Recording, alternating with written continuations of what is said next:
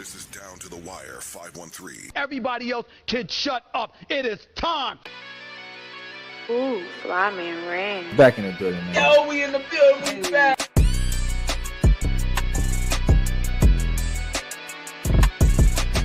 Make sure y'all follow us on everything Down to the Wire 513.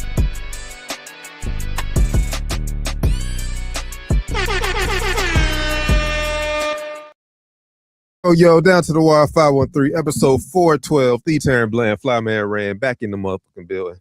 Brother, how you feeling? Hey, you know what it is. We back, man. Feeling good. Feeling great. It's been a crazy Wednesday, bro. How you feeling? It's been a long week, brother. I ain't even gonna hold you, bro. Kind of tired, but we gonna muscle through. We gonna muscle through. Man, got to today, man. Got to today. It's been a crazy day.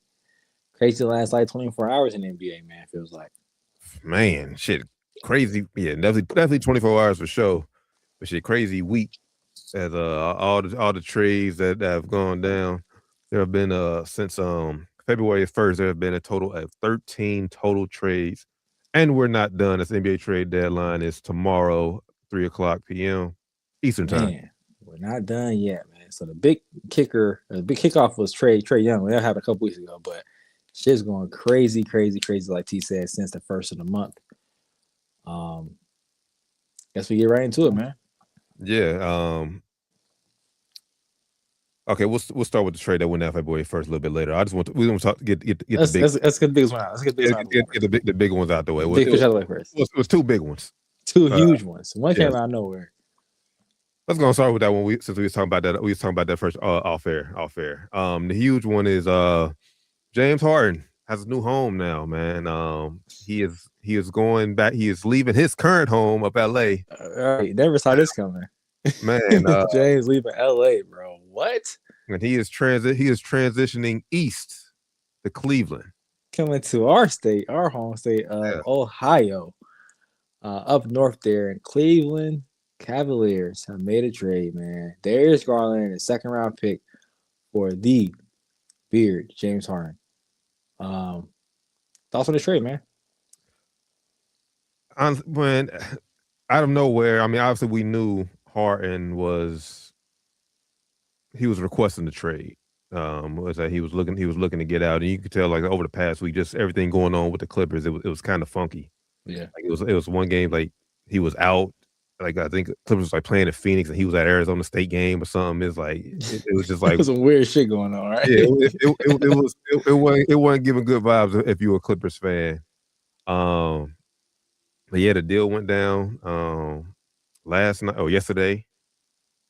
I do think that for Cavs, we talked about it off air. This is a move they had to make. They're trying to win now.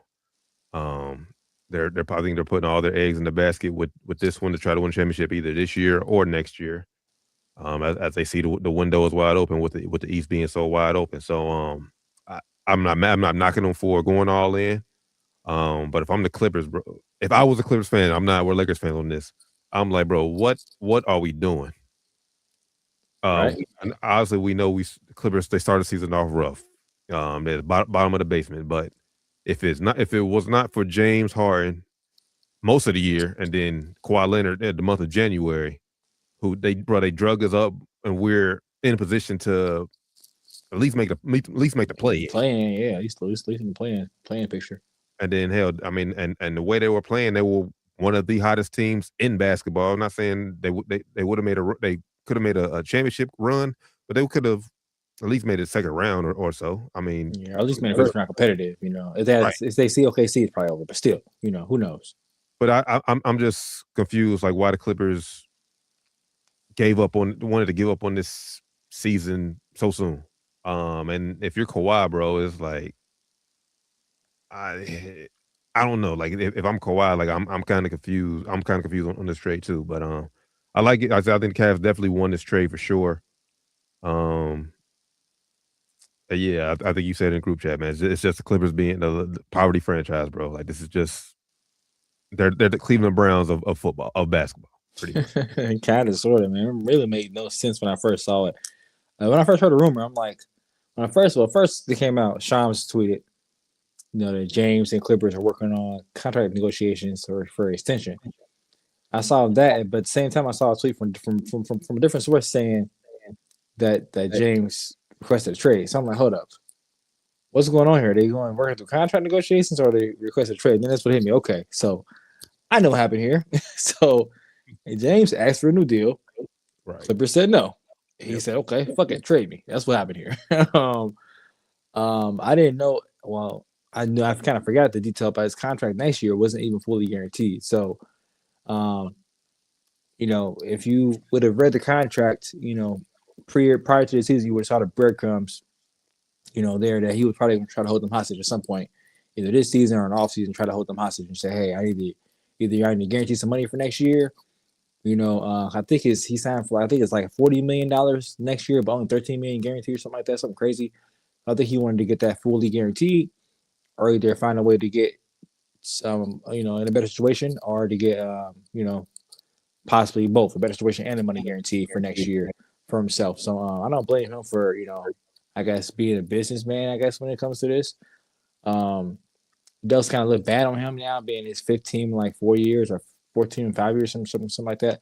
But hey, basketball is a business, so I don't can't say that I blame him. And like we just said, the Clippers being a poverty franchise, the way they kind of let Paul George walk out the door. Not saying that I would have paid him what he wanted, but I would definitely try to make it better than they did with Paul George. And then now this with James, both LA natives too, just not a very good look. And also the way they did Chris Paul, he also got traded too today. We'll talk about that a little bit later. They're just not really treating guys the right way on the way out. I get that it's a business. You don't want to do things that are not smart for your franchise. Like you don't want to overpay guys. You don't want to give guys bad contracts. But in guys like we just named, when you got James Harden and Paul George, two guys that in this whole Kawhi Leonard era, those two guys low-key kind of saved your franchise in this era. Kawhi Leonard has barely played for you since he's been in the Clipper. Paul George is there since he's been there, and Paul George has played way more than Kawhi Leonard. And since James has been there, like I said in the group chat, he's keeping this franchise afloat. He's been phenomenal since he's been in the Clipper. Should have been an all-star. Should have been all-star. And this year, he averaged 25 and 8. I think third in the league in assists and averaging 25 plus points a game. A phenomenal year this year for James Harden. So the fact that they were not able to find a way to make this work just baffles me, bro. It really, really baffles me. I understand you want flexibility for your franchise. I heard they're looking at 27 and further for flexibility. But when you get Darius Garland back in the trade, who's 10 years younger, you're planning on keeping him, I'm guessing. So what flexibility you really have? You're going to pay him out, into that time frame. So I don't understand what they're trying to do here. For the Cavs, like you said, I think it's a great move for the Cavs. They're in a win now kind of mode. Start out the season kind of struggling. I think James is definitely a better player than Darius Garland. He has his deficiencies. He's definitely a flawed player, but he's a better player than Darius Garland. He's a better table setter than Darius Garland. I think he'll be better for Spider and better for, like we said, Ev and Jared Allen there too. So while I don't think it puts them like up there with Detroit in the East for the Clippers, I mean for the Cavs, I do think it puts them definitely better than they were before.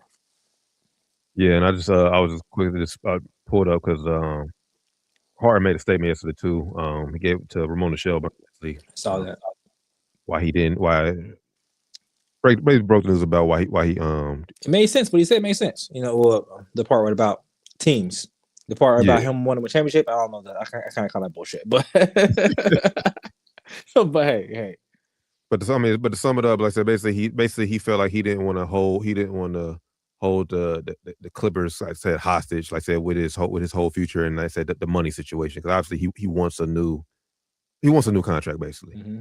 And like I said, the Clippers timetable doesn't necessarily fit what the Clippers have going on. So obviously with Garland, like I said, they can extend Garland, as I said, be younger and start, I guess, rebuilding around that franchise. Shit, honestly, bro, this offseason, if I'm the Clippers, shit, I'm asking Kawhi, it's time. This time, bro. Like, writing's on the wall, man. Now, like, unfortunately, bro, it's timeline ain't matching up anymore, man. Exactly.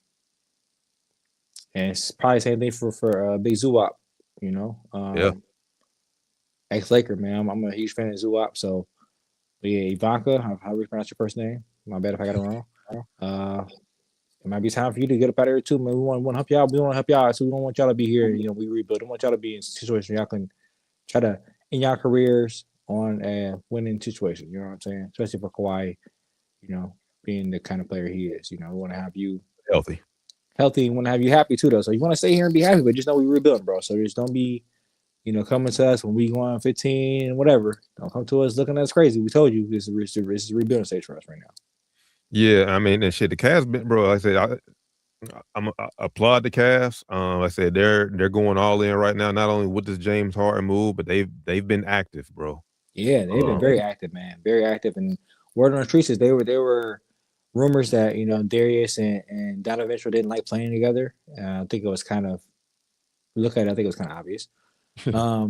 But word on the streets was they were worried about retaining Donovan Mitchell's services after this season. I think he has an option, not next year, but the year after that.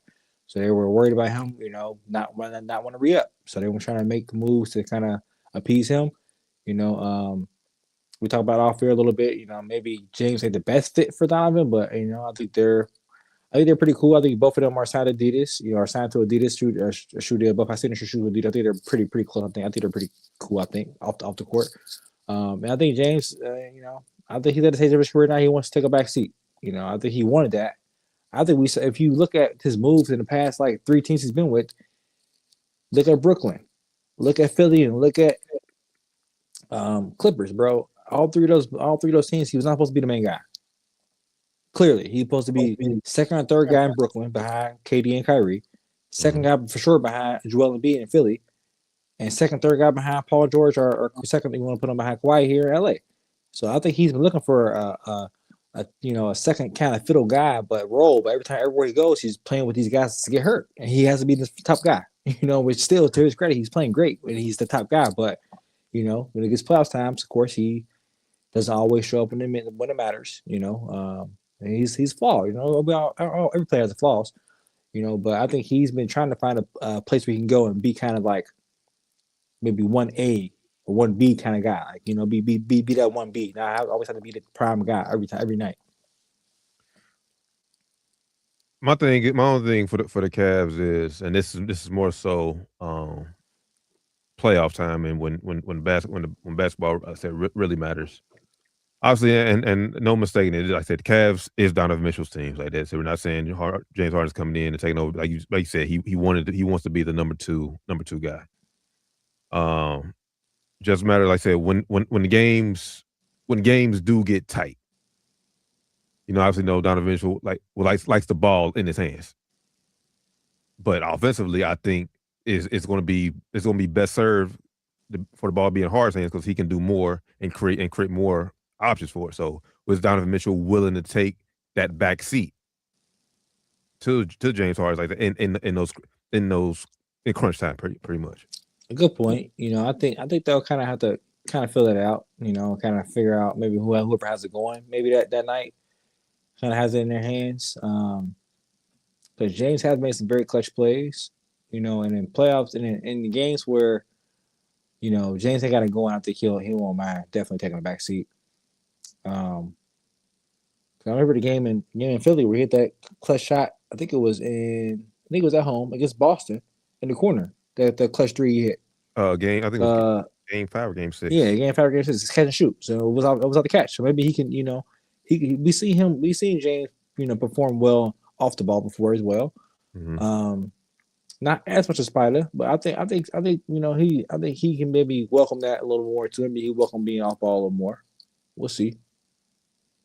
He should for James. And James is a great player. I mean, he's league MVP, man. I think Spider should embrace being off ball a little bit for James. Yeah. So gotta trust it though. Has to trust it. I think James is very willing passer, bro. Like he's averaged over 10 assists multiple times in his career.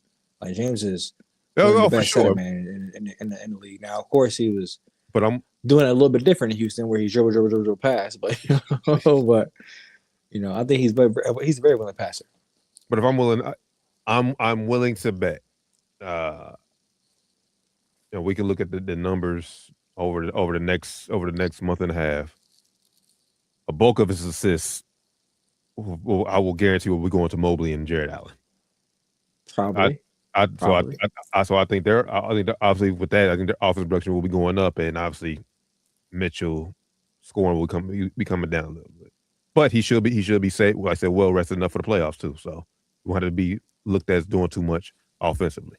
So I don't know if we're gonna see Donovan's scoring go down, man. I don't know. But we seen James, bro. Like this is the most points James averaged since like 2019. Like this year, we've seen James go down. We've seen James average like 18, 19 points a game. I think that's where he wants to be. I think he wants to be around 20 points a game. I don't think he wants to be a 25 point score a game. I think he can do that, but I think he wants to be somewhere around that 20 points, 8, 9 assists a game.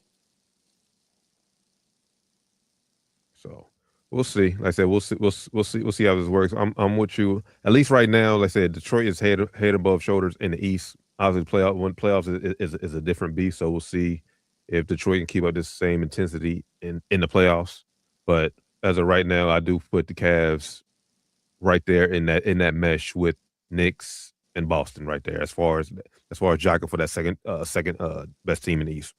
Right. Yeah, shout out Boston, man. Crazy. We seeing Boston up there. We both had them way at the bottom or not even in the play in our preseason predictions. So shout out to Jaylen Brown for, keeping that team afloat, or not even afloat, keeping them atop in the East, man.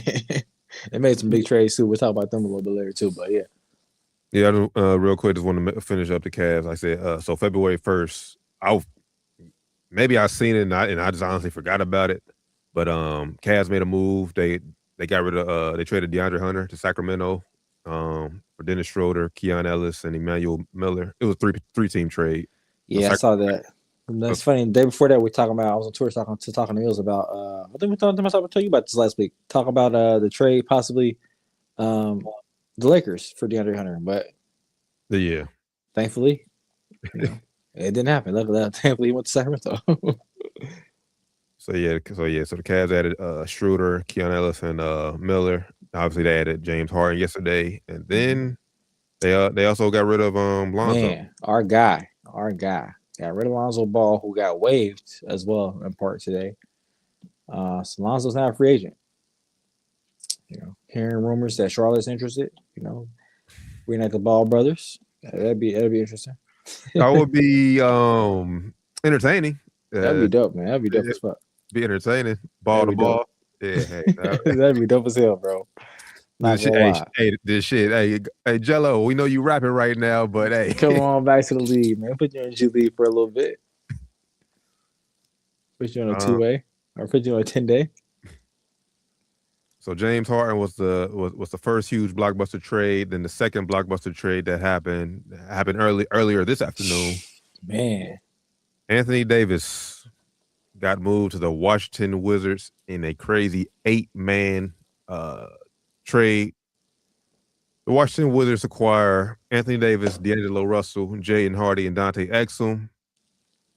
Dallas gets to return Chris Middleton, AJ Johnson, Malachi Brannon, Marvin Bagley, which I don't know how the hell Marvin Bagley's still in the league. I forgot all about him, honestly. And then 2 first-round picks, and then 3 second-round picks over the next 4 years. Marvin Bagley catching straight. He actually having a decent season this year. Right? For not for his draft where he got drafted that, but for just being a journeyman NBA player. He ain't playing too bad this year. Yeah, he's still collecting them checks, man. That's all that matters. He's still making that money, pension, taking care of his family. Shit, hey, I'm not mad at you at all, my brother. Get that pension, my nigga. But nah, man. This really I don't say came out of nowhere because of course AD was one of the big fish on the market, but it was reports that he didn't want to get moved, and then Rich Paul said he wanted to get moved, and Rich Paul said, "Oh, I didn't say that. I didn't mean that." So. I was kind of shocked seeing this come by, especially seeing what team we went to in Washington. Interesting what Washington is doing. Now they got Trae Young and Anthony Davis both injured right now. I said this when I saw the trade. I said I doubt he plays for them this year. And then it came out that Washington probably will sit Trae Young and AD the rest of the season, which I think is smart. I think if they could, I would definitely do that. NBA, find me. If you want to find me, go ahead and fucking find me. I don't give a fuck. Find me how you want to. I'm trying to make sure I keep my draft pick this year. I think their draft pick is top 8 protected. So I'll make sure I keep my draft pick this year. We're gonna draft. This draft class is stacked. So hopefully we get top 5 draft pick. We can get Caleb Wilson. We can get Koa Pete. We can get Kingston Flemings. Some of these young kids coming out of college are balling. Next year, come back with Trey Young, AD, the young player. We got Alex Starr. We got Bilal Coulibaly still. We still got some great young players, some great young defenders. We still got my boy from last Texas, one boy name. Shooter. From Texas. Johnson. Trey Johnson. Oh yeah. Oh, yeah. So they have a lot of young talent, man, still there. And it's just like you said in the group chat off air, it's going to be a big if they can keep Trey and AD healthy. But if they can keep Trey and AD healthy, and then when they get in the draft this year, come back with that good young core with 2 great perennial all-star vets and Trey and AD, man, I like what Washington's doing here, bro. Yeah, for Washington is better. This move is better than they have been since Bradley Beal's been gone. Because since they got rid of Bradley Beal, Washington has been a lost franchise. I forgot. Even when they had him, it was terrible. This is the best they've been since they got rid of John Wall. I would say. John Wall, yeah, for real. Take it back to the John Wall era. Since besides that 1 year with Russell Westbrook and them. And Bill, yeah. Russ and Bill had a good year there. I forgot about that. But yeah, so this is a good chance to make Washington relevant again. Like you said, it all relies on health. More so Anthony Davis than Trey Young. I do think Trey Young can stay healthy, but like I said, it's more so on Anthony Davis to make this work. And then also they already gave Trey an extension, right? No, not yet. I don't think so. Yeah. They probably would though. They probably will. That's gonna be the thing too, because I know AD's he's probably looking for an extension too. He want that money, man. He don't want that money. I don't know what I would do with either one of those guys, but I mean, it's a good situation for him to be in. They can easily take a flyer on these guys, and I think AD is locked in. I think for at least next year. Yeah, he is. Trey is too. So I mean, if it don't go well, just we try. Let them both walk. We didn't give up much to get either one of them. Honestly, so if it don't go well next year, I'm letting them both walk. Try to convince them, hey, we want to get you guys back for, let's do it like a small, like a 3-year deal instead of doing like a long 4 or 5 year deal. Do a 2+1 or something like that. I don't know. Now I can't imagine. I haven't seen any reports. I can't imagine they're keeping all these guards. Like I feel like D'Angelo Russell and/or Dante Exum is probably going to get bought out. Yeah. Probably getting bought out or moved on somewhere else. Somewhere, sure. Yeah. I can't imagine them. Yeah, the backcourt is definitely a little crowded now. But I mean, like I said, I doubt Trey plays the rest of the season, so they probably will keep him for this year, and then that's true. Figure out what they're doing in the off season. Because like I said, if I'm them, I'm trying to make sure both Trey and AD stay hurt the rest of this year. They ain't coming back. Yeah, and they like you said, they already said they're going to reevaluate Trey after the NBA after All-Star break. But like you said, second to last in the East. They're not playing for much. Yeah, going to the rest of the year. Sit them back. If you want to reevaluate them, come back, and you're gonna have a setback in rehab because you ain't coming back, bro. We're not doing that, man. And for the Mavs, man. On the flip side, how you think the Mavs did with this trade? Man. Basically just salary dumped AD, bro. That's why I have so many players in this. They basically salary dumped AD. Because there wasn't a lot of teams willing to take on his salary for the next couple of years. I think it's telling for him. He should take that as a sign that, hey, my time in the league is, I don't want to say it's up, but my time as a max salary guy is probably up. After this contract's up, I need to figure out either I need to revamp myself to show that I'm still worthy of max contract, or it's going to be over, bro. Like the next year and a half is going to be real big for AD. Just stay healthy. That's the that's the only thing he has to do. Which is not really, I guess, not really in his power. But in the next when he comes back and play, I would say next season is going to be huge for AD. If he has a healthy season, then maybe still, if I'm a team, I wouldn't do it. Maybe he can bait Washington to give him a big deal. But for me, it would be he would have to have like a all first team All NBA type season for me to give him any kind of money near max. If I'm any team out there, but for if Dallas basically just salary dumped him, if you look at now, I guess we can kind of revisit the AD Luka trade. If you look at what they end up getting for Luka now, bro, Max Christie, a 2029 first round pick from the Lakers, which should be a decent pick. Who knows? A 2026 first round pick from the Thunder, which is going to be 30th pick this year. Terrible pick. I don't say terrible, but basically second round pick. Yep. 2030 first round pick from the Warriors, and 3 seconds. Basically, what they turned Luka Doncic into. So yeah, if you Dallas, I mean you're not in a bad spot right now. Coop is going off lately. He's averaging like 30-something points the last 3 games, last 3-4 games. He's going crazy. But if they didn't get lucky and get Cooper Flag in last year's draft, bro, they would have nothing to look forward to right now. So luckily Cooper is panning out for you guys. Yep. And the NBA gifted you guys that, because without that, and it's not even part of the trade. The trade is standing alone is terrible. Terrible decision. It was terrible execution. Just terrible. And it's getting worse and worse by the year. Luckily Cooper is making it look a little better than it actually is. Yeah, who's name slipped my mind. The guy who's in charge for the trade. Nico Harrison. Yeah, he might not be allowed back in Dallas ever again, bro. Way this trade is going. Yeah, for Dallas, man, I just think, man, for them, it's all about just keep building and loading up for the future. Obviously, especially now. I know when we talked about it when the first trade first happened, we was talking about their window was now. Now no more AD. That window was closed for good now. Yeah, the window was like this much open. Now this shit's like overclosed. Yeah, it's shut now for sure. Overly. And honestly, bro, like I said, this offseason I'm going to Kyrie. Like say, where you want to go? It's like you don't want to. Like say, we're in the rebuilding mode. So yeah, I know you want to end your career on a high note, possibly like playing contender for a championship. That's not here right now, bro. Your timeline doesn't fit us no more.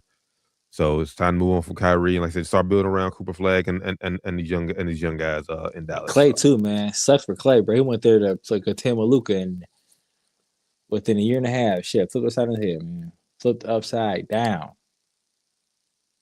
So shit crazy, man. But yeah, if I'm them, I probably wouldn't trade Kyrie yet. I probably would.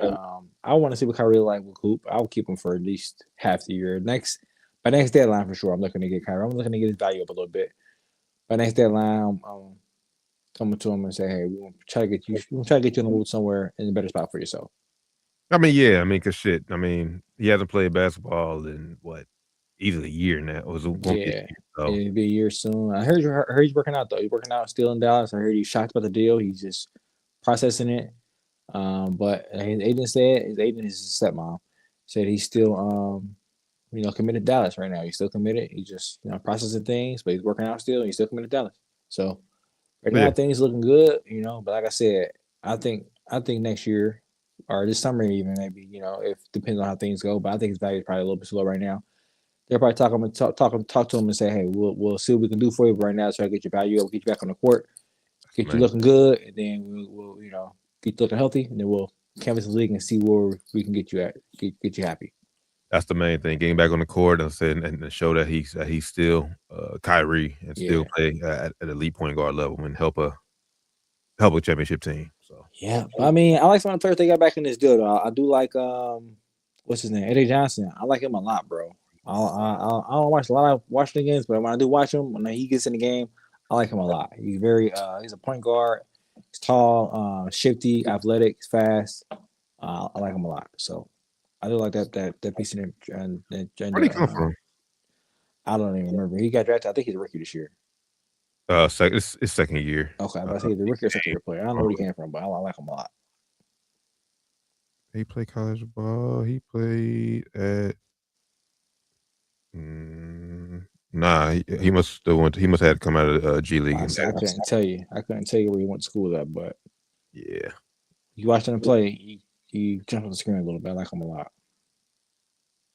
Yeah, he was one of them. Yeah. Okay. Where did he come from college? He went to the University of Texas to show us over here.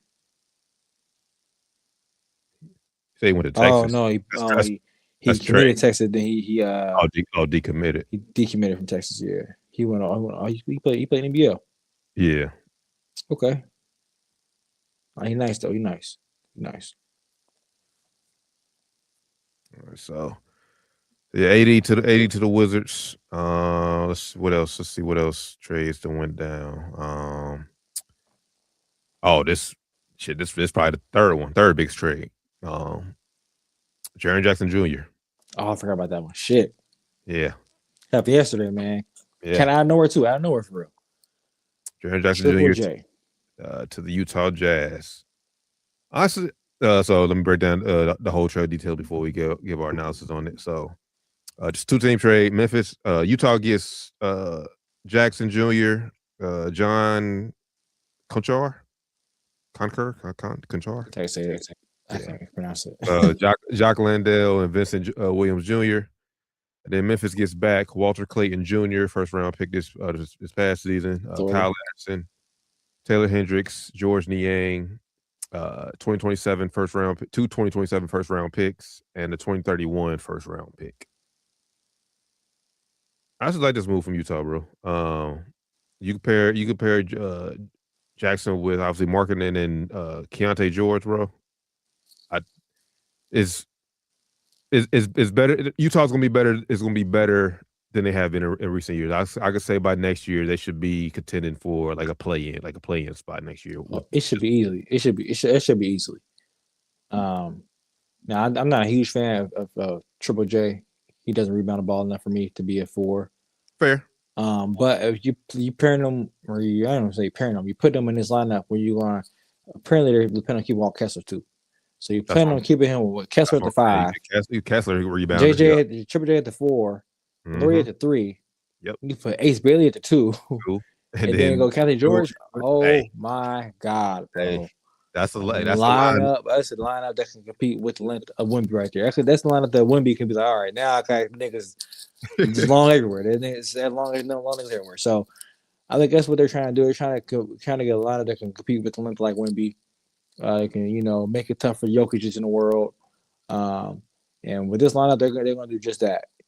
They should be leaps and bounds better defensively with Triple J there. Even though, like I say, he's not the best rebounder, but Walker down there, block shots, rebound. Laurie not the best rebounder either, but they're both big at least. Like I said, if you want to have bad defenders or bad rebounders, at least make them big. So I'm not a huge fan of the trade, but I mean, I see the vision. I do see the vision. I do think they're going to try to make more moves. I'm not sure what else they could be looking at doing. But I think they're trying to land another big name because Utah is not a place that gets free agents. Fair. So I think this is what they're calling this new CBA. They call this pre-agency. What they're calling it, they call it pre-agency, where you see teams go out and get guys and either re-sign them to a big deal or they get guys that just got signed to a big deal. Triple J guys did last year. So Memphis didn't start paying it yet. And when he got the deal, everybody's like, that's a bad, I don't say bad deal, but everybody thought it was, a questionable deal for them to give him. But now they're off that money. So I think it's a good deal for Memphis to get out that money because I wouldn't be happy paying that money. So fire still in Memphis, but I do like the deal for Utah. I do see the vision. And they could be on a move for another star that they wouldn't land any other way but trade. It's possible they could be out there. So be look out for. I don't know who else is out there. But this was like I said, off the wall move. Nobody saw this coming. So they ain't them do that a lot. So you can see them do it. I was about to say this is clearly a Danny Ainge type of move. I wouldn't be surprised if they go out there and win got James Harden, something like that. Something like they would do, something like that. So like I said, I do like Utah's future. And for them, for Utah, like I said, with them not being a prime destination market for free agents, for big name free agents, for them it's just going to continue to develop these players. That's really all it's come to. They have to develop these players and hit on draft picks. Yeah, you see, our boy had 22 assists last night. Isaiah Collier. Damn, 22 assists last night. I missed that. Last night, 2 nights ago. The last game they had 22 assists. So yeah, man, they have young talent there.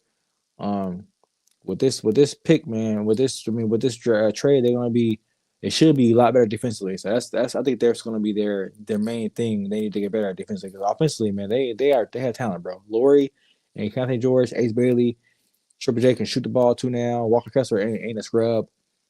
They got talent, bro. Yeah, They got talent. Forget I gotta get my boy Cody Williams from Colorado. He trash.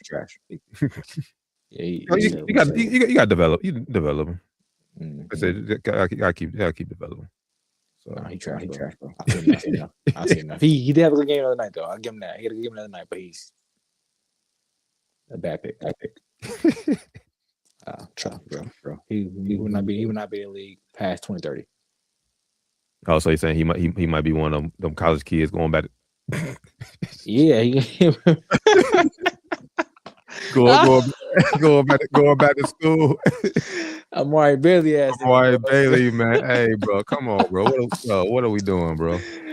Top 5 high school player, went to UCLA, went to one and done. He going back to college, bro. Nigga. Played in 10 NBA games, bro. That shit is wild, bro. Shit is fucking wild. College is wild.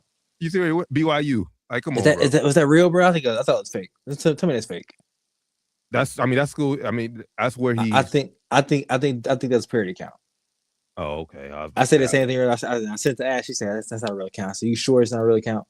So I think do the parody count. I said okay.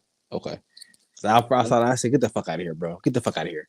Okay. All right. Yeah. All right. Cool. Yes. I don't know, but it's either way it goes. You should wherever he's trying to do it. He's trying to go somewhere. So wherever he gets him going, Amari, that's not gonna move, bro.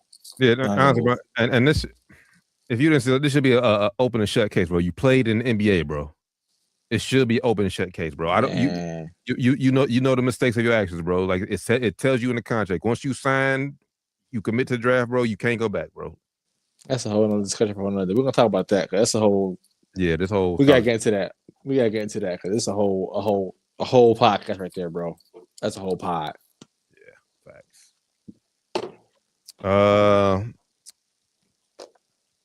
Celtics got better. Man. They acquired overachieving Celtics. Vooch from Chicago, traded for Anthony and I can't say his name. Anthony. Anthony Simons, man. That's on to the nigga Penny. right. A little Penny. I mean, we all kind of saw Anthony. We all knew he was gonna be on a move. Well, they tried to trade him so they got him. Right. Last year or so. We knew he would probably be a hot commodity or a hot, be somebody dangling in the trade market. So I think Vooch is a good pickup for Boston. He can stretch for a little bit. Mm-hmm. I think he's like a poor man's Porzingis for them. Poor man Porzingis, kind of like a younger Al Horford. Yeah, I say like a taller, younger Al Horford. Yeah. So I definitely see the vision there. Helps them out for sure. I think Chicago made a couple different moves. Chicago is Chicago's a fire sale. I don't know what's going on there, bro. It is, but they're also buying because they got Jaden Ivey from Detroit. So it's like y'all going taking flyers out on guys like him. They're probably going to give him a deal, and then y'all selling guys like Kobe White. I don't understand. I don't understand what Chicago's doing. But I guess, man. I mean, I'm a huge fan of my guy there, Bruce Ellis. I like him a lot, but Chicago is just, I'm not sure what they're trying to do here.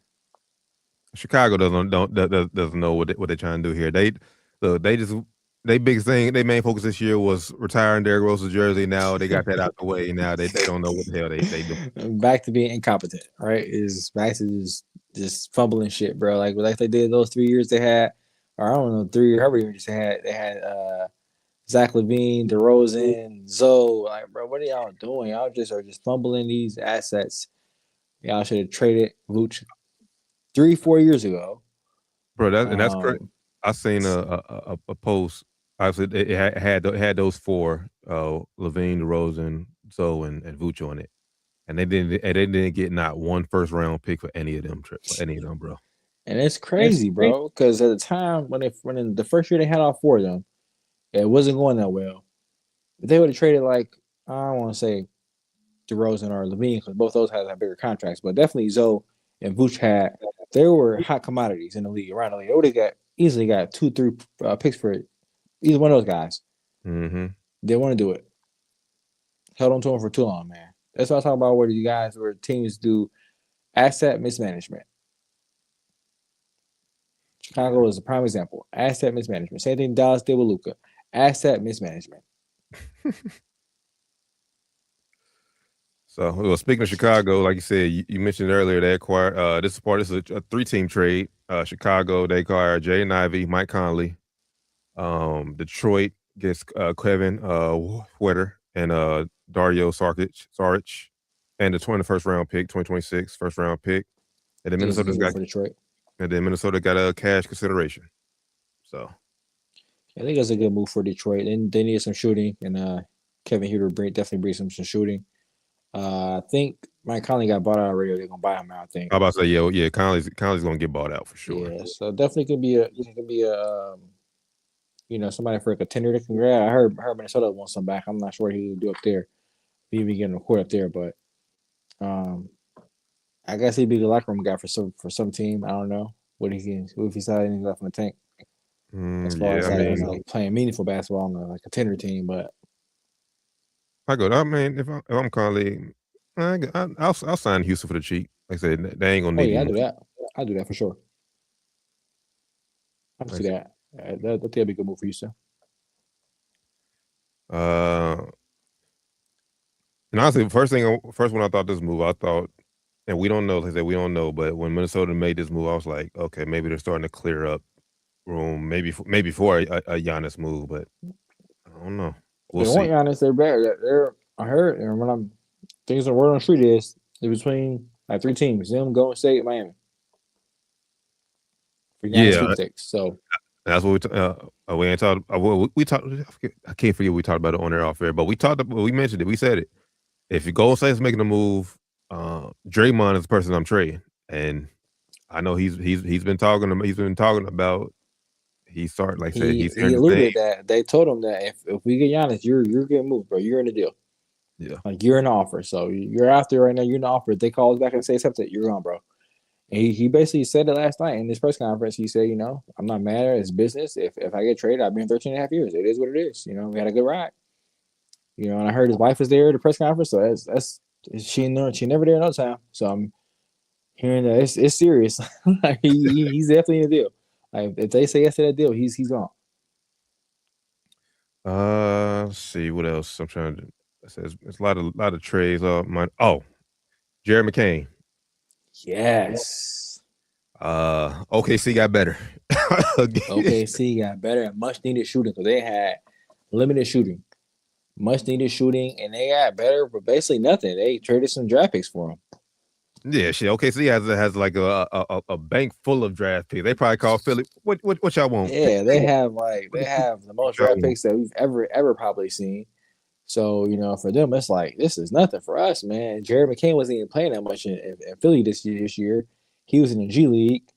So I think it's a good move for both parties. They got VJ Edgecombe now, so it kind of crowded their backcourt a little bit with him and Maxey and McCain. So get him over there, and OKC they need shooting. Get us some draft picks. They definitely need draft capital in Philly. So I think it's a good move for both sides. Yeah. So Philly. So in return for Jared McCain, Philly got 2026 first round pick, which is Houston's. 2027 second round pick, 2028 second round pick, and 2 2028 second round picks. So I think it's a good trade for all parties. Facts. So see Doc is in here. Let's see, bring Doc in here.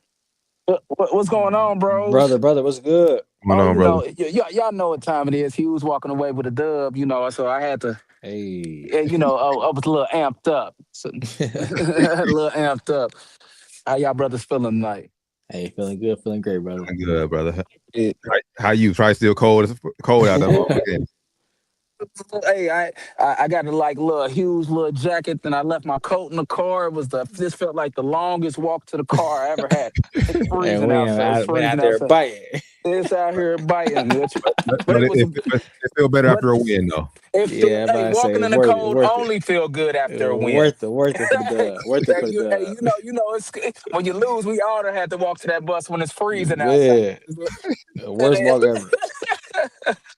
But it's been a crazy trade deadline. I seen you guys talking about Charlie. I know y'all had to touch AD already going to the Wizards. Man, your thoughts on that, bro? Thoughts on that?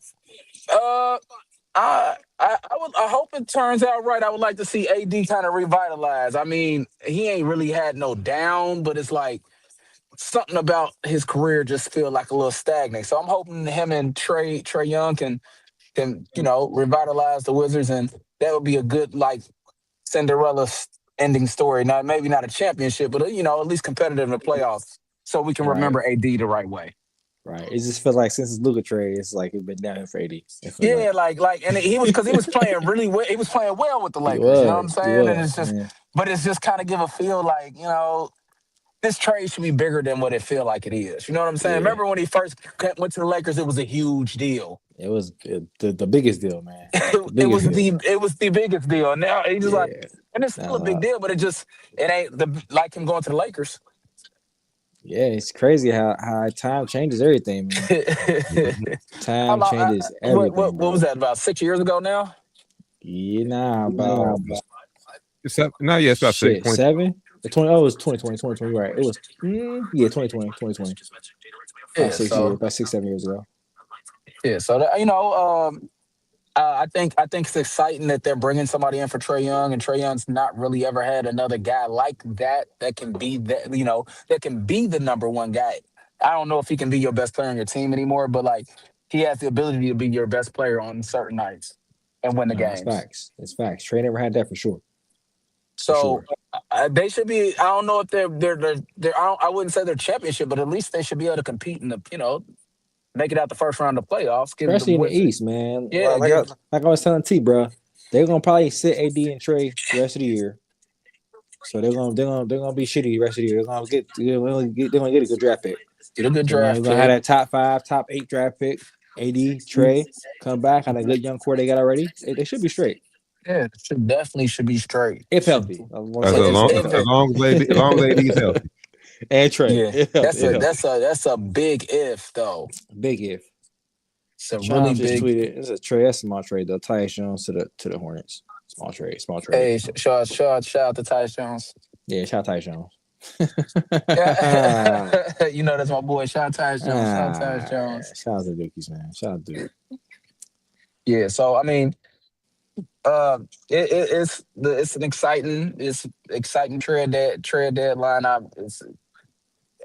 I wasn't expecting something to move. I know y'all touched James Harden. I mean, I'm just all the way off the James Harden. But I've been off for a while though. But I'm all the way off the James Harden ride. He's washed to me, and not because he's not playing. Let me finish. Hold up.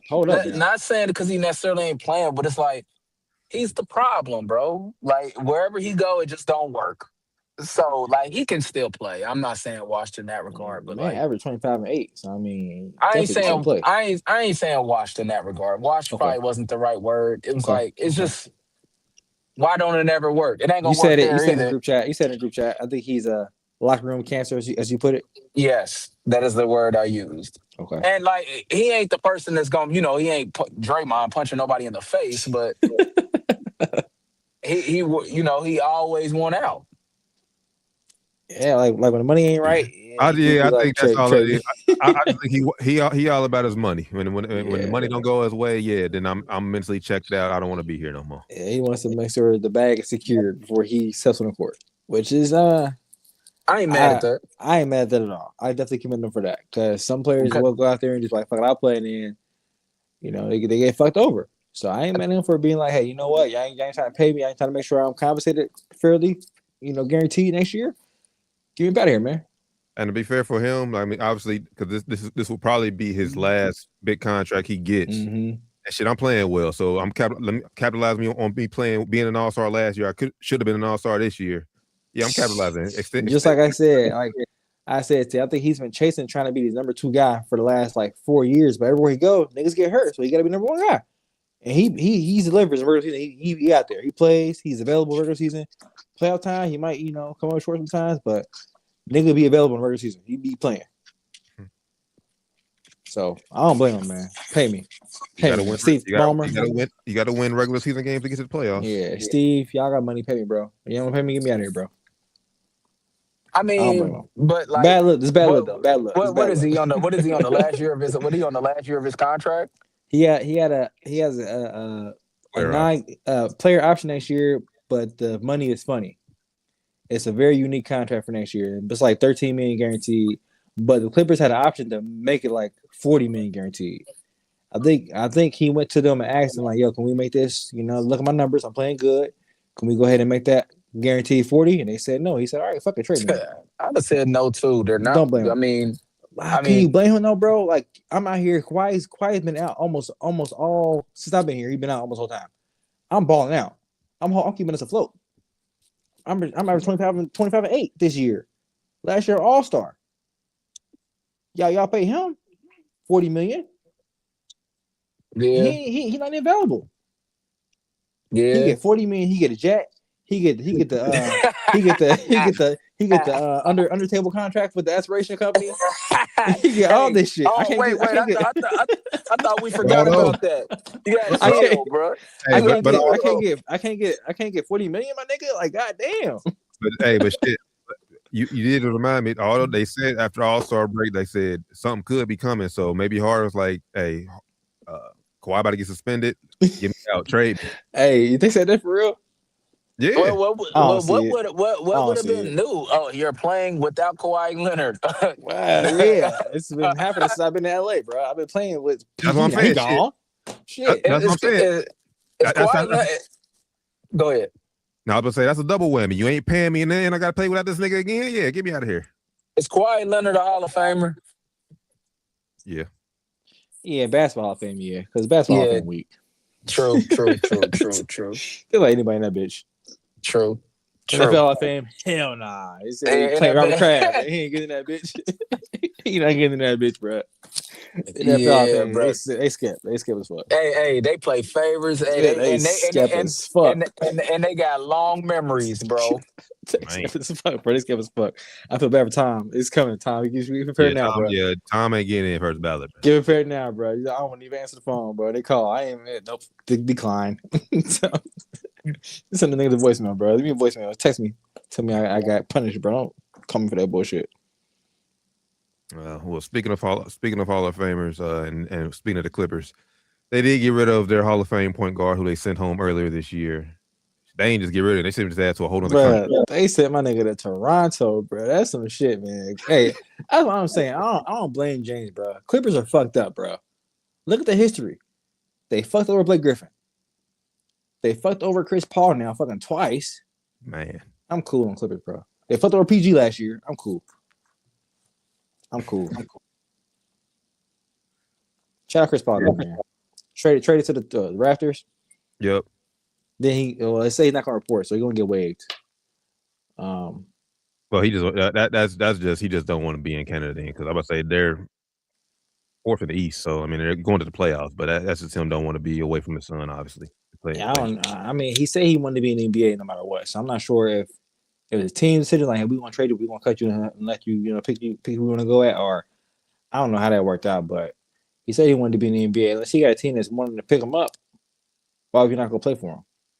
True, but and I don't think there's many teams out there that's going to sign a 40-year-old point guard. But I mean, I think he has to be signed on the roster. He has to be waived by March 1st, which I think will happen if they don't want him.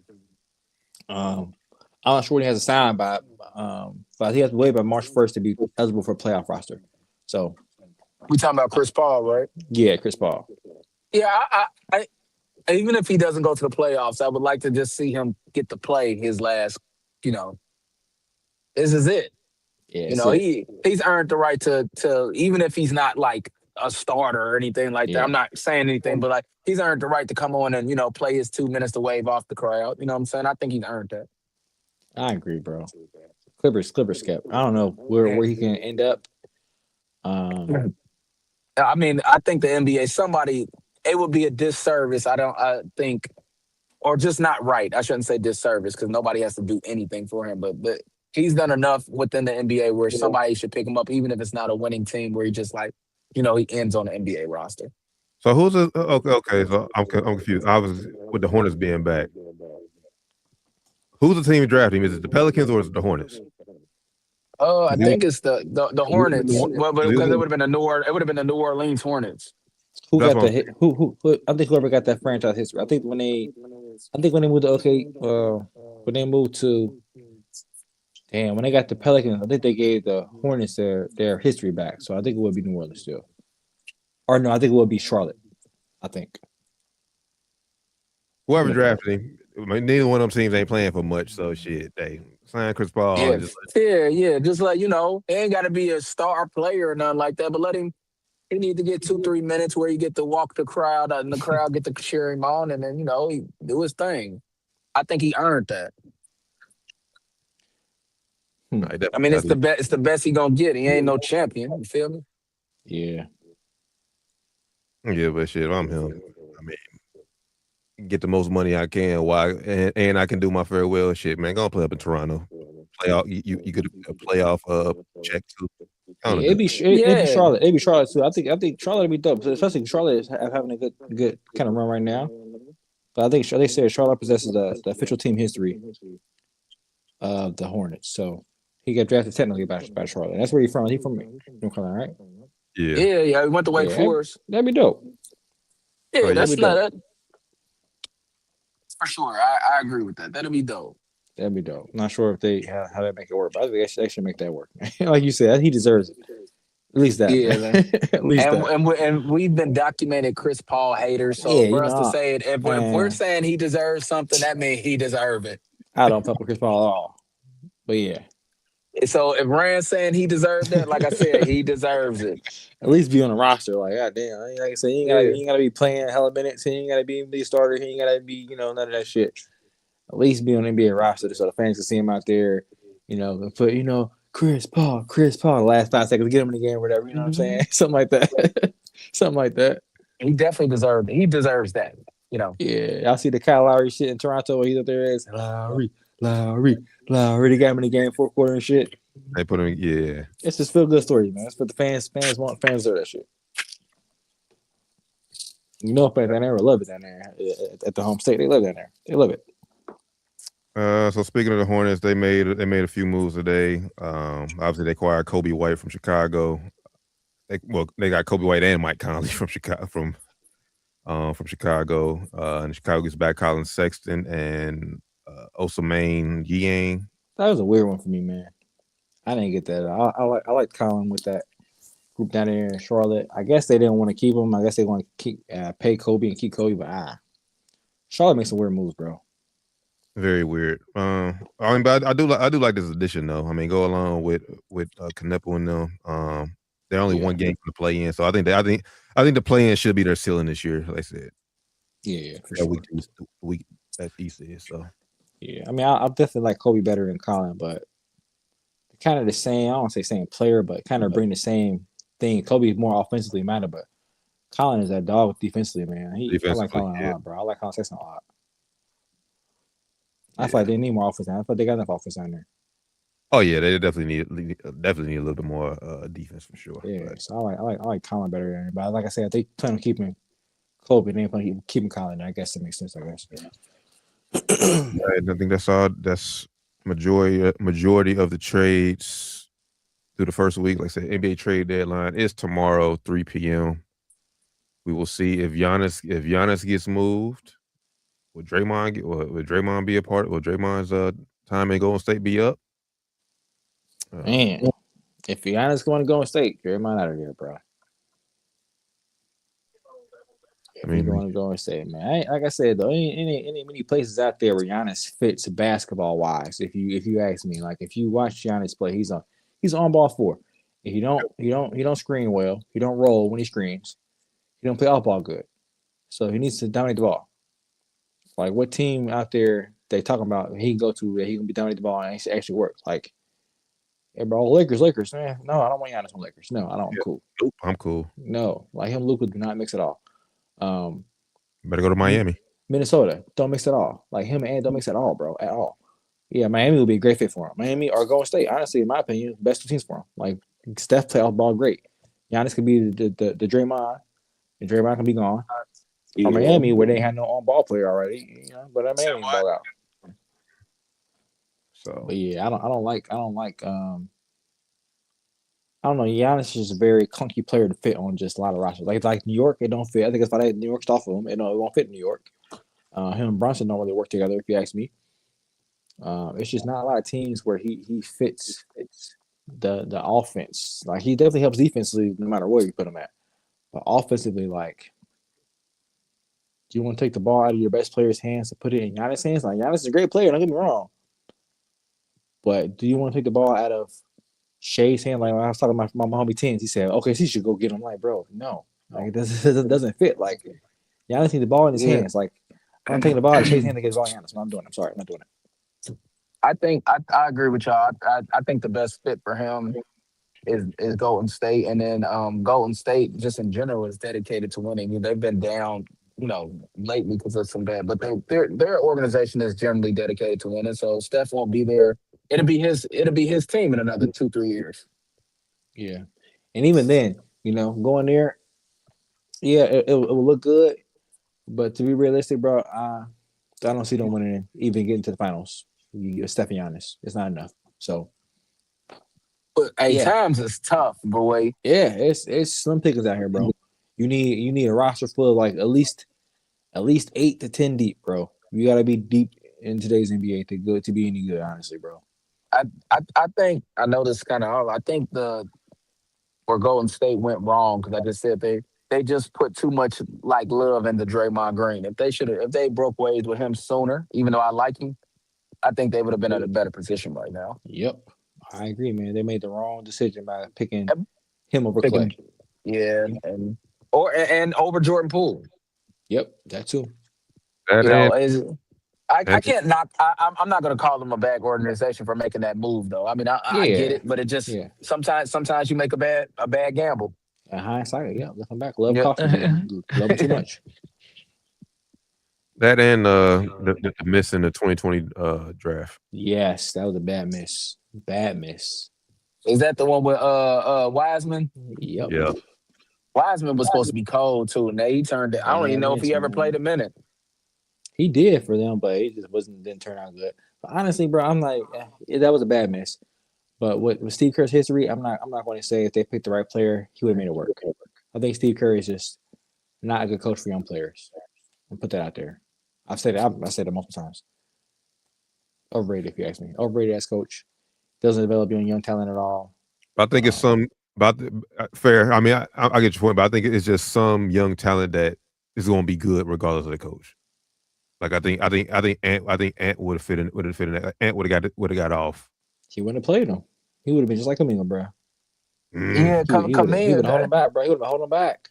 Kaminga was supposed to be. I think Kaminga could still be kind of a star. You see, he could have been cold, bro. He could have. It's not over yet, but he just got to get up out of Golden State. Like Kerr is literally ruining his career. Yeah, ruining his career, bro. Ruining his career. Now I ain't gonna say Ant would have been good, but he wouldn't have been this good, this early. Yeah, bro. It's Steve Kerr's. He would have handcuffed him, especially playing behind Steph and Clay at the time. He would have handcuffed him. Would have been Now, okay, 2020. Did they? 2020. Did they have? They had 2 draft picks. Wiseman and Moody. Moody. Yeah, what happened to Moody? He's still there. He playing just in the season. He's still there. They would see that's where it messed up because they were supposed to be 2 killers. Like that was supposed to be the new generation type of deal. Yep. And they already had Poole, so they're supposed to be the next generation coming in. Then you went there and got Kaminga the next year, but they're supposed to be legit right now with young talent and still have an old talent still. They're supposed to be legit right now, bro. Steve Kerr fucked that up. That's on Steve Kerr. I don't put that on anybody but Steve Kerr. Yes, he fucked that up. Yes, but but could you say they really effed it up? Because I mean, they did get a ring out of it. Like 20. Well, it wasn't because of them though. It was because of the old talent. Like because he had Steph Curry still there. He fucked it up because the players you had. Poole played a role in that team too, though. Yeah, but Yeah, the players but you like I'm had talking about to developing that young talent, so there's not a fall off, and you like yeah, they shouldn't really be having the way if it worked out the way it was supposed to, they should have never had a fall off like they're about to have when Steph retires. you wouldn't have to Like they're scramble gonna, to go. You wouldn't have to scramble to go get fucking Jimmy Butler. Like yeah, that would not have been a thing. Jimmy would still be in Miami, wherever the fuck he would have been at. yeah, You because could they have would have had kept you. killers. Yeah, you would have had Jordan Poole, Jonathan Kuminga, LaMelo Moody, Ball, Anthony, whoever you would have got. You would have had killers, bro. Anthony Edwards, Right. No, LaMelo Ball. You would have had yeah, killers I'm already. not. Yeah, but like I said, for them missing on Wiseman, I'm not put. I wouldn't put that on Steve Kerr. that's not on Now, Steve Kerr. He just that one's not and on then Steve Kerr. Somewhat. then I ain't put it all the way, but somewhat. Somewhat. I put that on Super somewhat. and then He- Draymond put the Jordan Poole. I ain't putting that on Steve Kerr either. I put that mostly. I- I don't say mostly. I put that 60% on Steve Kerr. yeah, me too. And the other 40% is on Draymond Green. Yes. It's like, bruh, Yes. 'cause why are you allowing your veteran to just punch people in the face? Yes. That's And you're allowing crazy. that. And I ain't gonna say you allow him to punch on the face, but you allow him to get that close to it enough to where he thinks it's okay. And then you didn't do damage control enough to where it can be Yeah. like Nip were in you the supposed to? bud. Because Jordan punched somebody in the face too, but like the damage control, we ain't hear about it until Yep. And you know years what? later. You know, I didn't put the rest of it. I put 60% on Steve Kerr. I'll put like the rest of it. I'll put 5% on Steph Curry because he should have went there and say, you know what, get him the fuck out of here, bro. He has to go. He has to fucking go. After this, he Yeah. had to get the fuck Yeah. out of there, bro. That's what Steph too. Yeah, but everybody in that front office organization should have said it. Like I said, this is before Draymond even got the contract, bro. But Steph, we all know in basketball how shit work in basketball. Steph Right. Curry is fucking Steph Curry. He went to that office and said, get him the fuck out of here. They would have moved immediately. Immediately. I Same agree. thing with Steve Kerr. I'm gonna say with Steve Kerr immediately, but Steve Kerr would have been like, all right, you know what? Let's bring Steph in and see what Steph thinks about this. If Steve Kerr would have went up there and said, hey, he has to go. He can't be punching our fucking players. He has to fucking go. But it wasn't Steve Kerr's idea to give Draymond that 4-year contract. 2 years later? And he didn't say no. For as far as we know, he didn't say don't do that shit. I would have been like, it's me or him, bro. That's what I would have went in like, it's that me was or him, bro. that It's I me or you, him. and you. I me think or it's him, pretty bro. pretty documented here that I've been the only Draymond Green fan on the show, and he did not need that contract. That was a bad contract. Like I didn't It's me or him, understand. bro. It's me or I him. did- He has to go. I didn't- He has to go. I did not understand. I did not We're understand not that contract. It's rewarding like, this man for punching our rising star. We're not about to reward this Dray- man with a new contract. That's the organization. And, That's and, Dray- the organization. and Draymond Green he one of them type of players. Like when he was good, he's good, but like when a player like him gets old, he doesn't like go to just being okay. He just goes from good to being bad. Fall off the cliff real fast. One of Where, those like- like, where, oh like- shit. where- You look up like, oh damn, he's real bad. Whereas like you look at LeBron, where he's not great, but he's still a pretty good basketball player. You know what I'm saying? Yeah. Like he's not who he was, but like he done fell off. But like his fall up, he's still pretty good. Like if you look at Jeremiah's numbers, bro, you'll be shocked. To if you didn't like watch the game, didn't know his numbers, you'll be like, bro, I think he's way better than this. From the attention he garners, you think he's way better than he is. He's not impactful at all anymore in the NBA. He's impactful for the Warriors, but for any other team, he's not impactful at all, bro, at all. Like they made the wrong move by keeping him over Klay Thompson. Like I know Klay is fall off cliff too. He's not looking good right now either. But that boy in love. I would much rather kept Klay over Draymond. Much rather. I think Klay is a better culture guy than Draymond is. That's the big thing. The culture there is what's I think is fucked up. I know people are you say they win championship. The culture there is fucked up because the shit that goes down there, the development of young players is not good. You let players that Draymond bully players. The culture there is fucked up, bro. And Steve Kerr is, in my opinion, Steve Kerr and Steph Curry is supposed to set the culture there. So I put some on both of them, but of course some goes to Draymond too for practically punching the man. But culture setters there got to set the culture, and they ain't doing a good job of setting the culture there, in my opinion. And that's the crazy part because that's what they were like good at first. That was it was That's like what the perception culture was. is No, great. perception. Yeah, Perception. yeah, Perception. Because winning makes everything look better. That's what it was. and They won. That's what it was. they all look like they like each other. You know that goes That's a what it long way was. too. Yep. And the But first little speckle in there was that KD shit. That but KD I shit. was First little saying, speckle. Okay. you can arguably blame Draymond for KD one. KD shit. Yep. I'm not. It's Yep. not arguable. I do blame KD. Yep. I mean, I do blame Draymond. It's He not was the reason. arguable. He was The the reason. reason. The sole reason KD left. The sole reason was Draymond Green. Now that would have been at a point where that'd be if you the front office shit or Steph or Steve, but KD or Draymond, that's easy. Get Draymond up out of here. I think it was too late by that point. Like, all right, we can't. We gonna get rid of Draymond and he gonna leave anyway. At that point, it was too late. At that point, KD was looking at everything. All right, now this nigga said, "Fuck me." Now I'm looking at everything. Okay, I remember Steve Kerr said that shit about me too. Remember when the championship, Steve Kerr said whatever he said about me. Okay, now that starts seeing a little more. I'm looking at all the fans and shit. I would say Everything now is starting to sting a little bit more now because one of my brothers said this shit about me. Now everything y'all saying outside, it's starting to hit a little bit harder now because he said this shit about me now. You know the crazy part though. They probably win another championship if KD stays. Like at least Yeah. probably Oh, for sure. Yeah, probably. Yeah, For sure, bro. yeah. I mean, they got you one know. anyway, but still, yeah. Yeah, but you know, But- with but- that team, Right. Yeah. Yeah. Well, maybe they win two. Let's say Yeah. it like that then, because I mean, he did tear his Achilles, so maybe I don't know. But I would have felt comfortable betting a decent amount of money they win another championship with KD and Steph. Yep. You know. But is that good? We good on the NBA? Let me see. Make sure ain't no more last minute trades have happened. Yeah, I think we good. Yeah, we good on NBA. Yeah, It's Super Bowl week, fellas. we just going. That We'll do a full breakdown on Friday. Full in depth breakdown on Friday. But we can get. Well, we can y'all know how I get down. I got a hard time making it on Friday. So who You y'all always got say you're winning gonna be this here. game? You always say you're gonna be here, and then you never here. Hey, I tried to get on last time. It was just too late. I said I was ready. I laughed at myself so hard because I was like, yeah, I'm ready. I fell asleep. I said, oh, shit. Y'all ready? Oh, we just got off. God damn. Like, I just said I'm down with the time, and then I passed out. Like, that's hilarious. So, yeah, man, I got the Seahawks winning this game. reasoning. I think they both got really good defense, but the Seahawks got a better offense. You know, when I kind of like before I started just calling Cam Newton a hater, which I think he is, I looked at, you know, he kind of had a little bit of a point. Like the Patriots ain't scoring a whole ton of points in these games, and Seahawks can put up some points. So I think the Patriots gonna have to score a little bit to win this game if they're gonna have a legitimate shot.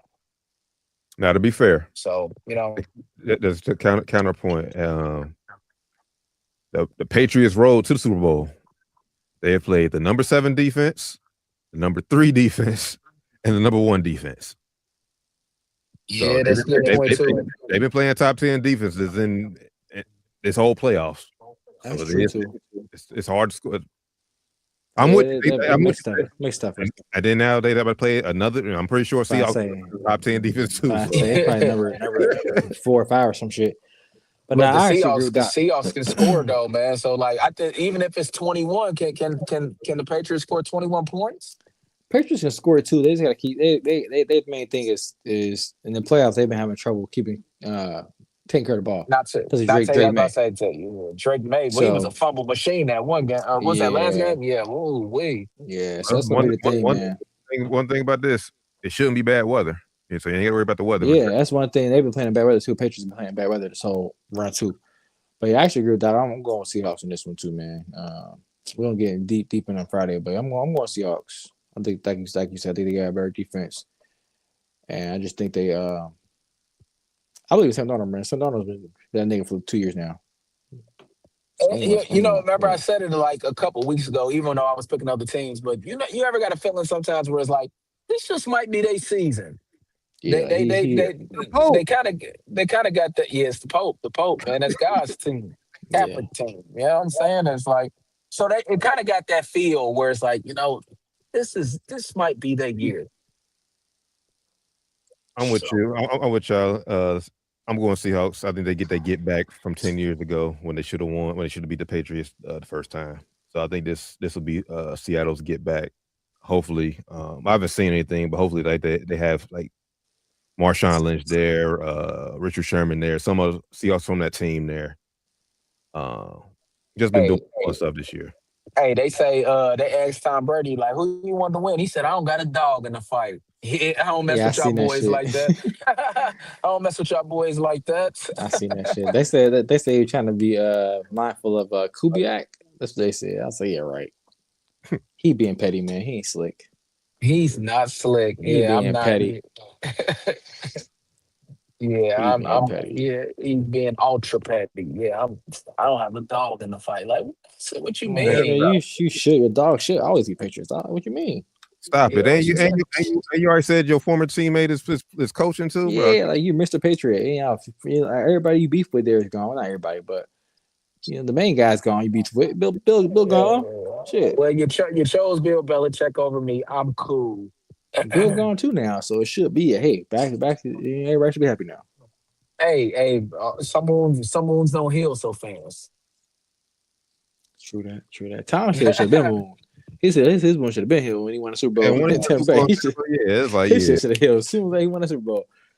This shit should have healed. I think it ripped it up more because it was like, I could have been doing this somewhere else. I could have been doing this at home. I wouldn't care either, but we ain't Tom Brady. I wouldn't care. You're doing it sunny Tampa. I would have been happy doing it down there in February, doing it in fucking Boston in February. Cost him his family, but whatever. But, hey, heavy is the crown. That was calculated. He calculated by him. That was calculated, man. Y'all see these little chicks he out here with now, man? He is calculated. He ain't slick. Yeah, but he is also posting really sad things from time to time where you're like, oh, yeah. We know what that is. We know what that is, man. That'd be all right. We know what that is. He trying to get a new team. Feel bad for him. When your ex that you still kind of love gets married and has a baby, that make your chest tighten up just a little bit. A little bit. Tom Brady though, when Tom Brady, it's like I'm Tom Brady, man. I can go get something. Yeah, but if it ain't what you want, it's something you want. It's something you want. It's something you want, but it ain't what you want. Yeah, I seen a clip of him out here with some nice little young thing. Listen, Tom got charisma. He can get what he wants. He's a nice looking white man, but out here with a nice young team. Ain't nothing like being with your family. Like I said, he chose not to be with them. It's calculated, bro. He chose that shit. I don't know. No. He ain't expect them to leave just because he went to play another season, which he shouldn't have played there because it wasn't a good season. So it was all part of the plan, bro. All part of the plan. All part of the plan, dog. I mean, but shit. I mean, part of that's what happens when she just ain't relying on your money. Yeah, that was not all part of the plan, bro. All part of the plan. I ain't got to hustle himself. That's what he wanted, bro. That's what he wanted, bro. I'm telling you. I seen a post he posted. He said, on the couch, move to the bed. This is what Sunday's about. I said, yeah, this nigga, it's calculated, bro. He wanted the house to himself. He wanted the house to himself, bro. Nigga ain't slick. Peace and quiet. All right, Shout out to him, man. Shout out to him. Shout out to Tom Brady to go. Fortunately, you won't be a first ballot Hall of Famer based on the facts right now. You shouldn't be. If you like you in, man, something changed. That'll blow things up if that don't happen. But I think if that don't happen, that's when real change will come to the Hall of Fame voting because they're already talking about it. So they're gonna do it before time up. So he'll probably get in first ballot.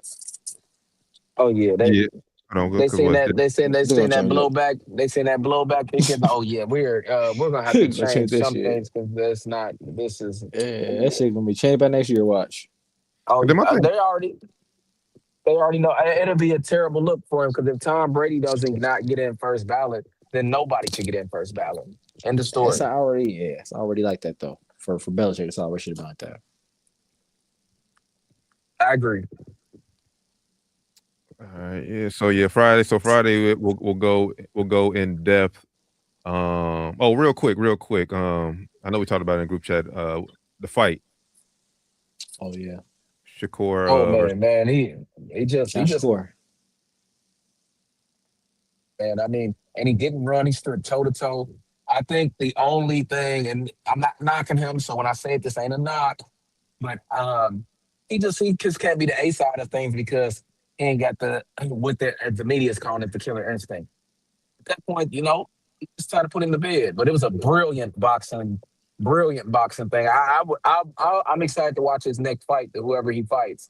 But it's also I like boxing, so like I thought Floyd's style of fighting was towards the end of his career was real fun to watch, but that's not appealing to the casual fan. Yeah, I agree for sure. He put on a masterclass though. It was a masterclass of a fight. He dominated the whole fight. Master. Mhm. I don't think he But lost. yeah, I feel like he ain't lose a round.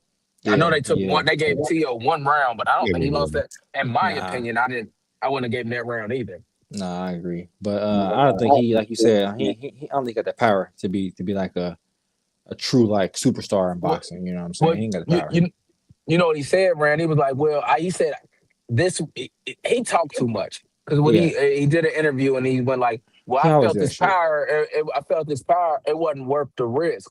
And it's like, you know what? You should have just shut up. I Yeah, just was okay with you just saying like, shit, I ain't see the opening. yeah. I'm okay with I felt this power wasn't worth the risk. Like, oh yeah, we're not trying to hear that, bro. He said it post fight in the ring. Yeah, he said it in the interview. No, That's he my said in the thing. interview like the next day or two. Okay, yeah. He always he like usually in the ring he say some bullshit like, bro, what are you talking about? Just shut the fuck up. Like he always try to make an excuse. Well, yeah, I want to practice my things. I know the fight was a little boring. He always said shit in the fight. This fight wasn't boring, so he probably didn't say that. But yeah, he ain't got the power for me. I don't say he's a boring fighter because like he said, I like boxing too. So I like watching all styles of boxing. But yeah, he ain't got the power to be He can't be Tank. a top guy. And that's not saying that he's not a better boxer than Tank. And I'm not getting into that discussion, but Tank is always gonna be main event pay-per-view because shit, he Yeah, can put a nigga to sleep. yeah, just that chance, that possibility you see a nigga go to sleep when you see him fight is, Shakur's style, like I said, it's masterful. Like I said, masterful defense, like defense style. But in order for him to sell fights, he has to fight someone with a name. Like he can't just fight a no name and like I said, go with that style. Because like I said, he's not gonna knock nobody's out. No one's gonna pay for him just to see him put on a class like that against a no name. He has to fight fighters with a name, and unfortunately, there's not many fighters at 140 that has a name that has a big enough name to challenge him. So yeah. and I think will he be? Is he going to be daring to be great and move up to 147? He said he will, but it got to be a rehydration clause where, like, you can only get up to about 157 and walking into the ring, and I think that's fair. Yeah, so we'll see. Yeah. Like the difference between him and Floyd is like in the beginning of Floyd's career, Floyd was knocking people out. Yeah, that's the thing. Like, Floyd had that defense and he would also make the fight entertaining enough to where, like, say, he knock him out or he would throw punches. And this fight, I thought Shakur did a better job of that. I thought he caught T.O. early on the fight with some nice punches. He threw his hands a little earlier in the fight than he normally does. But like I said, he ain't got the power, so it was like. But where he makes the mistakes at is where he says things like, "I would have never known that." Where he's like, "I felt this power. I didn't want to risk it." Like, what do you mean? Put him to bed. It's like a little bitch now, bro. It's like your defense ain't good enough. Like, your defense ain't good enough to go in there and risk it. Not get that shit. That sounds like he can't take a punch. Yeah, that's what it sound like. It's like don't. Yeah. Even if it's true, some things it's okay to keep to yourself. You don't say that shit. Yeah, you don't say that. Yeah. Because now I'm looking at you sideways like, oh, so you was like so what? If you would have caught you would have lost the fight then, right? Okay. Like all the greats, Floyd included, is like it comes to a point where it's like I'm knocking this nigga out. Yeah. You know what I'm saying? It's like I don't know, bro. I don't see him with that will. Or even if it's just not like maybe I'm not putting him to sleep, but I'm hitting him so much that the ref has to stop. That's a knockout too. The ref has his to corner stop is like his corner, like please. All right, he had enough. We gotta stop this before you kill this man. Yeah, like maybe you ain't the person that's putting people to sleep, and you don't have to have in that regard. You don't have to have power to knock somebody out. You just you whoop their ass. And Yeah, you punch T, them enough to T, where, yeah. I think T.O. was ready to get. He was there because he was lunging, Man, his face and was. I Oh, that I cut. I'll They tell could have stopped that motherfucker. Yeah, his face I tell you was.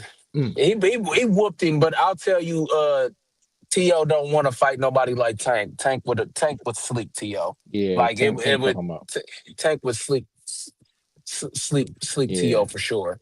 I was Like love and with this fight, bro, it's levels. I like T.O., but like it's levels, bro. Like he's a solid B fighter, and like Shakur and Tank like are A fighters, bro. Yeah, Like they But whole but different but tier. Shakur came and gave him his prop. He's like, after watching the film, he's like, T.O.'s a really good fighter, and I think he would have fucked a lot. Basically, said he would have fucked the most. Nobody else can do to him what I did to him. And like, bro, like That's fair. T.O. looked like he didn't even need to be in the same ring with him. That was Yeah, it was the bad. styles just don't match. If I was him, I wouldn't be mentioning no rematch or nothing. They need to go fight Ryan Garcia or something. I mean, but Shakur, but it was crazy because shit, T.O. was the champion. But so obviously he had to defend his belt. So, but it is what it is. I mean, T.O.'s a really good fighter. I think he's an A-side fighter. He can't fuck with Shakur. Like, it's just like it was a lot of people that was A-side fighters that just couldn't fuck with Floyd. He like one of them brawlers. He needs you to go out there like and open up so he can hit you. Like, and what's name? He just could not hit him. Like he couldn't hit him. Yeah, he couldn't touch him. At all.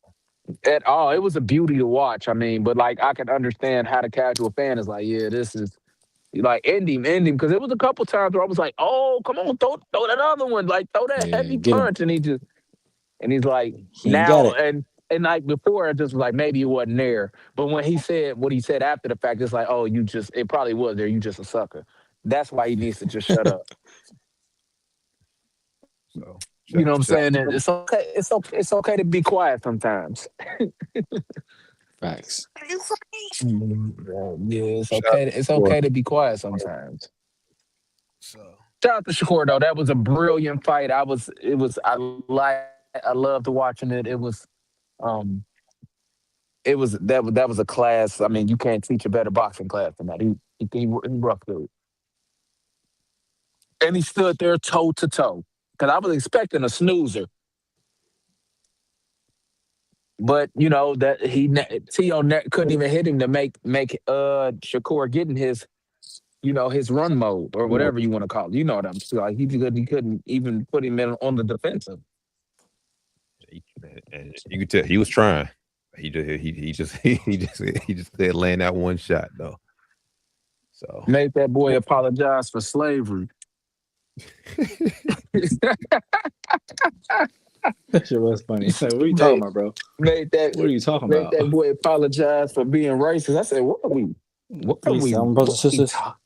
One love. Yeah. What are we talking about, bro? That shit was crazy, man. Are we still talking about boxing? So it was a really good fight to watch. It was better than I expected. Whole card was good too. Shout out to Keyshawn Davis. Yeah. Hey, what about my man who got his Oh toupee my knocked God, off though, bro? with the hair unit, that shit was crazy. Man, At least he got the dub. That shit was crazy. At least he won, but that shit was crazy. He said his barber charged him $750 to put it on. Need to go get his. I can't even say you don't need to get. You ain't supposed to wear no toupee to no boxing match. Nah, bro. Like, you get your head knocked off, bro. Why are you wearing a glue on hair unit, my nigga? Just let it go, bro. Just let it go, dog. No, I mean you ain't gotta necessarily let it go, but you don't wear it when you're boxing. You know, you ain't do that, bro. Tripping. He need an endorsement deal from Bosley or something after that, boy. Yeah, that was classic.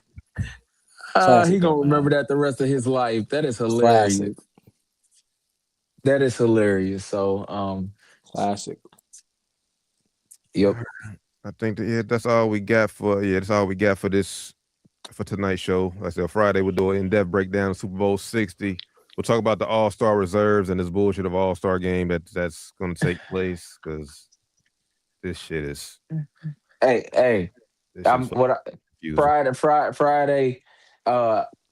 I'm gonna go check out Dakota West and Princeton. Princeton has the You got a ticket? number. Huh? You actually got a ticket? Them motherfuckers sold out quick. They, Yeah, they 5 sold minutes. out. Never mind. 5 I ain't minutes. going. I'm not going. I'm not going then. I was gonna go. Yeah, Yeah, so them that 5 motherfuckers sold minutes. outside, bro. Like, yeah. I just figured out. I thought it was because I messed up. I thought it was next week, right? And so Nah, somebody told me at the game tonight, they was like, "No, it's Friday." I'm like, "Oh shit, I'm about to go buy a ticket." And so I was about to. Mm, When I got off with y'all, I nah. was gonna sit there. yeah, them, That them, shit sold out in 5 minutes, dog. motherfuckers gone, bro. 5 minutes. What? Damn, man, that's gonna be a good one too, bro. You know, for y'all that don't know on the show, Princeton got the number one top 5 player in the country in his class, sophomore. He's a legit 6'5" guard. Mm. He can do it all. It's just that simple. He can do it all. And then What's Lakota his West, name? Mercer. Lakota West number 1 in the state. What's his name? Mercer, last name Mercer. Mercer. All right. Okay. He legit. He the real deal. He was here and he had left. He came back because Ohio is athletes are Oh getting yeah. I heard NIL. about that. I heard about him. I just heard about him.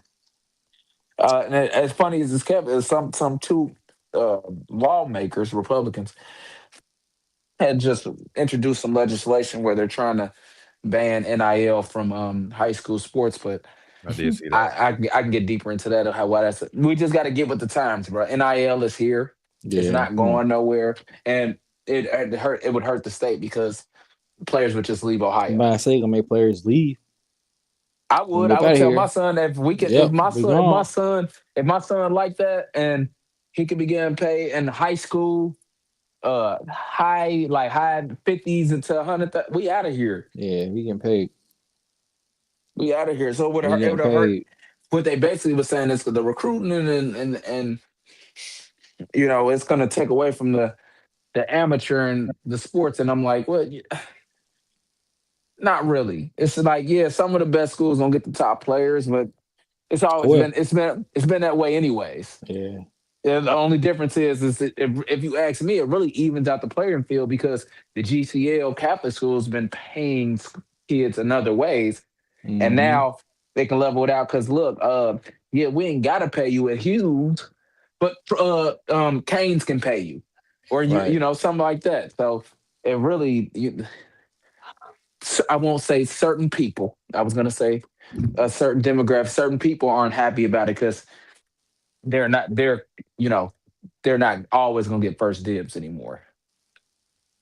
Yeah, this Ohio NIL along with the shit going on in college sports, like this, like Rand said earlier, that's a whole podcast on itself because this shit is wild, bro. NCAA need to get a hold on this shit fast, cause man, I'll tell y'all this off air. I can't talk about that. Yeah, I got some good stuff to tell you. I can't talk about that yet, though. Well, I got an insider. I can say that y'all know I'm a legit sports agent now. I got an insider that's like that. I've talked to some coaches that are saying that they're really pushing hard for collective bargaining agreements in the NCAA and things. That's like I said. That's like you said. That could be a whole show. Yeah, Leland, what up, Leland? You said low what key up, on Mercer Leland? cold. Yeah, I was looking at Yeah, highlights on my Cameron. phone. I was looking at highlights. He is cold. He cold. Yeah. He cold. They said multi-million-dollar deal with Panini, or I don't know how to pronounce it. Panini, American Cards, or little cards. Sports cards, yeah. So bro getting paid. He getting paid. Yeah. His age. He get his age. So yeah. He legit 6'5", and he's only a sophomore, so he probably gonna be a 6'7". Yeah, shout out to bro. 6'7". My son would be so upset with me. I Shit. hate that shit too. I hate it, but he would be so upset with me because he super hates it. So yeah. So, but we'll deal with that another day. But I got a lot of insight on that type of stuff whenever y'all ready to have that discussion. For sure. I definitely I gotta get to a Princeton game. So it ain't gonna be this Friday, but I'm definitely gonna get to a game and check them out. Facts for sure. We'll go when they play East. East isn't West, but they're still good. Or catch them in the tournament. Yeah, Catch them in tournament. And shout out to the Purcell Marion girls. They won the conference for the 5th year straight. Mr. Hey, Jamar Moses. This is gonna be Hey. interesting. They're not a buy like where it's a sure thing championship this year. So we but they got an opportunity to win the 5th championship in a row. I asked Jamar, he said he's gonna come on the show. Coach says they got a legitimate shot to win their 5th one if they can stay healthy. Have had some, when you lose some of your stars, it's tough. He's had tough player, like real injuries where he had a girl to start. 3 starters were out. They're starting to come back. He had one girl had a tore ACL, another girl stress fracture in her back, and he's like, it's been tough, but um, they're pushing through, and they got a legitimate shot. It's going to be interesting. I don't know if I think only one other coach has won 5 in a row is the Notre Dame coach. So if he does that, he'll be. Be big. Well, I historic, mean, legendary. it's already big winning 4, but 5 is Legendary. yeah, So we'll be getting into the high school basketball tournament. That should be starting the next 2 to 3 weeks. 2 weeks, yeah, about 2 weeks. 2 weeks. Yes, sir. So Yep. we appreciate everybody tapping in, rocking out with us as always. Down to the Wire 513, episode 412. Make sure I give us a follow on everything Down to the Wire 513, or just Google us as I always say. Catch us for Sports and Spirits Friday. Like I said, full in-depth breakdown of Super Bowl 60, NBA All-Star reserves, some college basketball talk, and much more. So for the good brothers, Fly Man Rand, Josh Doc Evans, D. Taryn Blend. We'll catch y'all this Friday for Sports and Spirits. We'll catch y'all later, y'all. We out.